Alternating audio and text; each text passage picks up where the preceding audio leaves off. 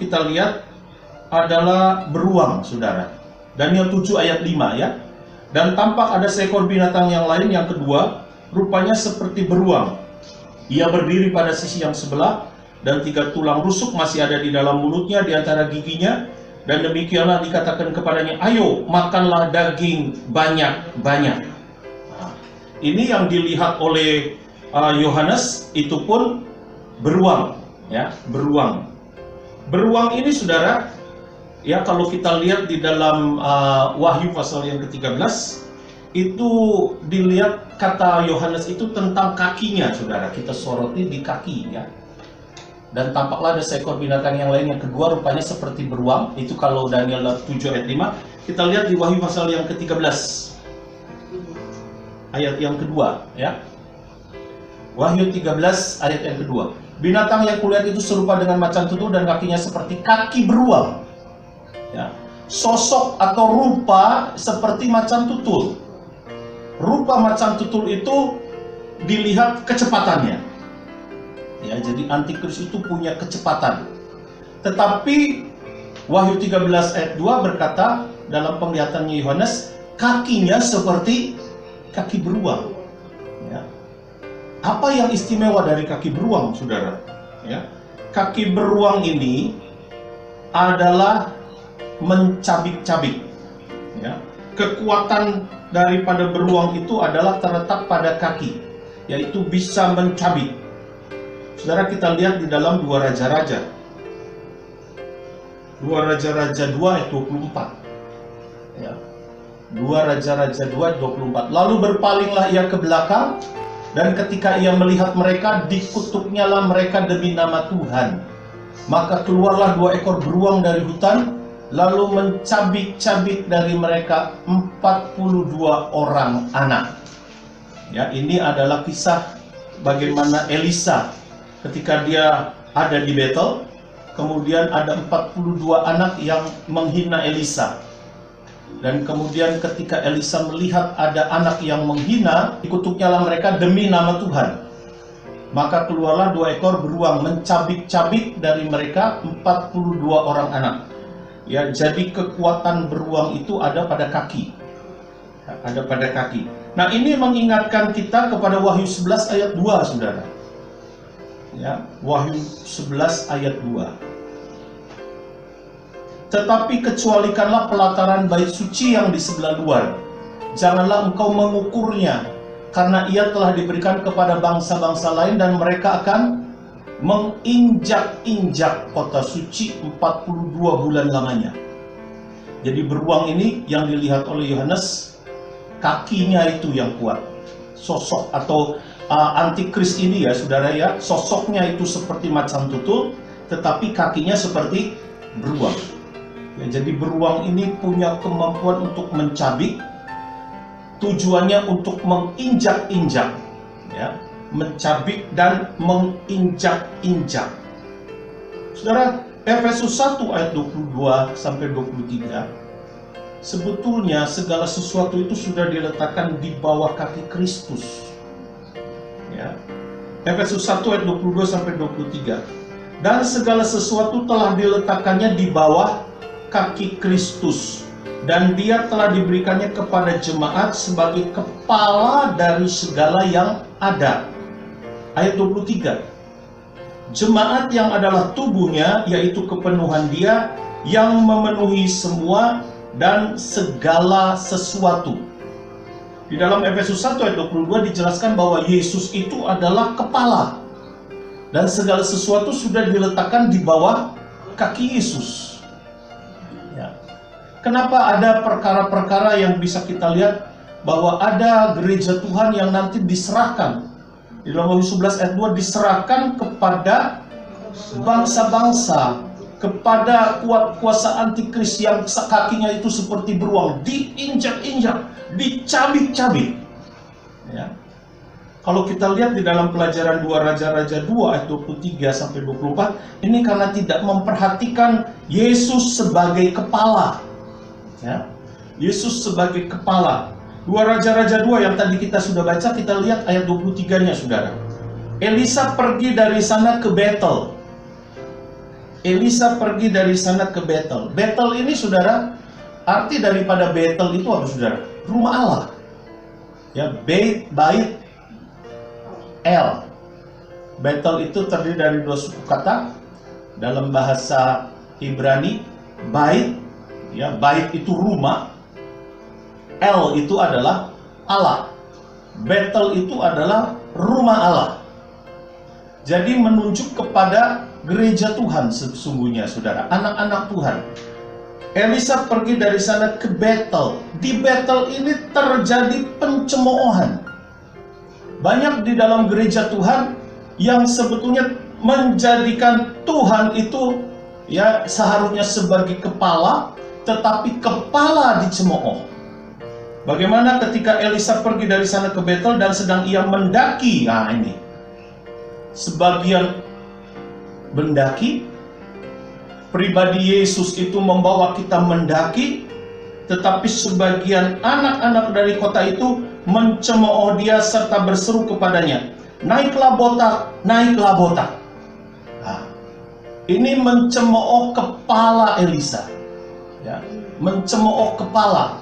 Dan kita kaitkan di dalam Efesus 1 ayat 22-23 bahwa Kristus itu telah diberikannya kepada jemaat sebagai kepala dari segala yang ada. Jadi kita harus hati-hati saudara. Ya, kita harus benar-benar menempatkan Yesus itu sebagai kepala. Ya, pada tanggal berapa itu saya lupa, dalam ibadah raya 29 Maret sudah dijelaskan di dalam Matius sendiri. Yesus berkata bahwa seringkali anak manusia itu tidak bisa meletakkan kepalanya.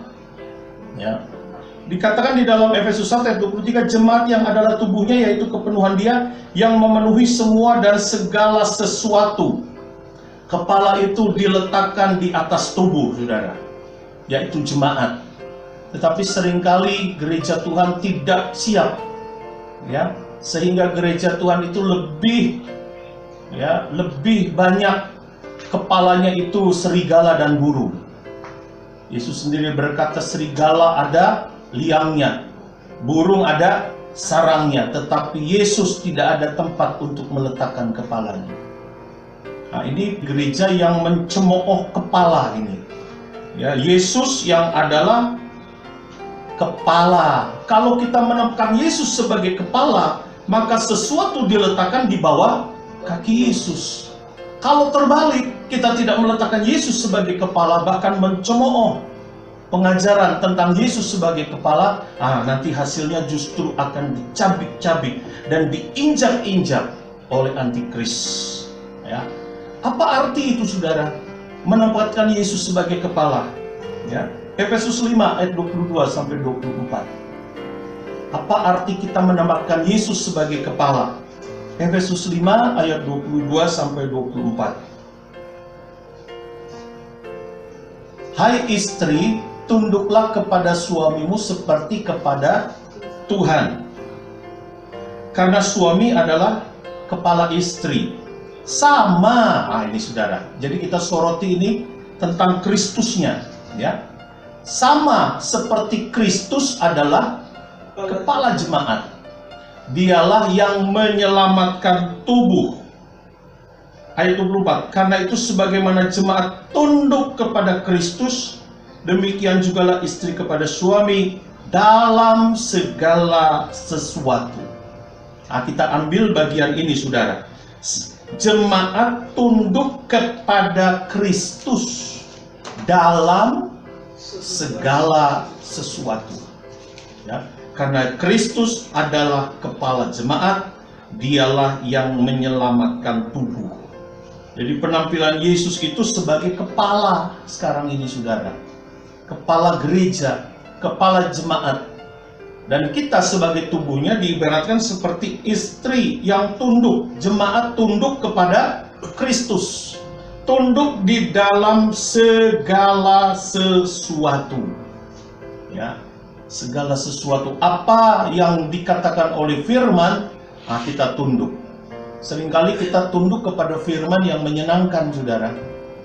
Seringkali kita tunduk kepada firman yang membawa kelegaan. tidak terlalu banyak perjuangan, kita tunduk kepada firman yang begitu, saudara. Tetapi ingat, di dalam firman pun ada berita salib. Berita salib ini berbicara soal kematian dan kebangkitan. Ya, jangan pilih-pilih firman, tetapi kita mau tunduk di dalam segala sesuatu. Ya, di dalam segala sesuatu. Bagaimana kalau kita tunduk itu, saudara? Ciri dari orang yang tunduk itu apa, saudara? Tunduk ini berbicara selalu kepada bagian tubuh yang menghubungkan kepala dengan tubuh, yaitu leher. Jadi kalau kita tunduk itu, saudara, leher ini berbicara soal doa.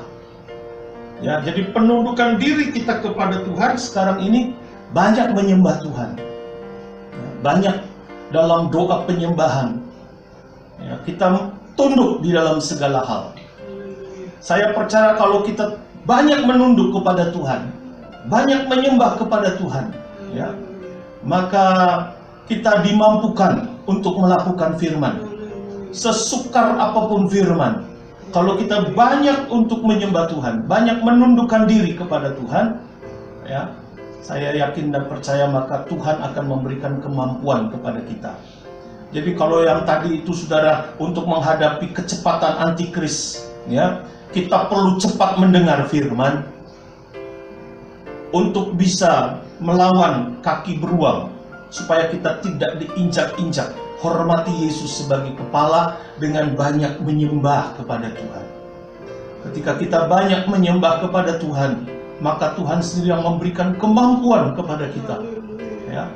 Karena leher ini satu-satunya cara untuk bisa menghubungkan tubuh dengan kepala, saudara. Jadi untuk bisa kita melekat kuat kepada Yesus sebagai kepala, ayo kita banyak menyembah Tuhan.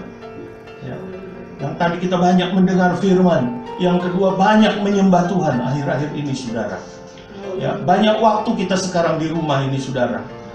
Mari kita pakai waktu-waktu yang ada ini untuk bisa menundukkan diri kepada firman Tuhan dan kita menyembah kepada Tuhan.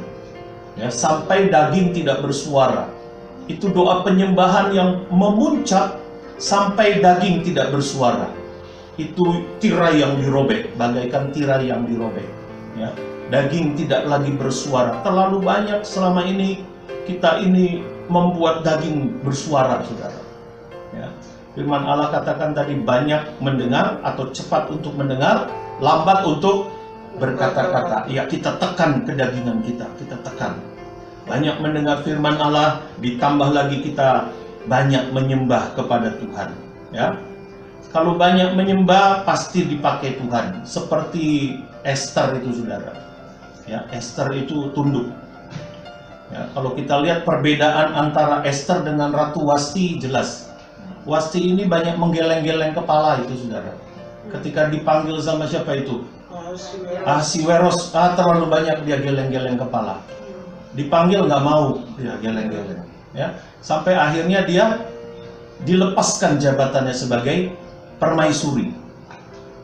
Kita lihat Esther banyak menunduk, banyak menyembah, sampai akhirnya tongkat emas diulurkan oleh Raja Ahasiweros kepada Esther.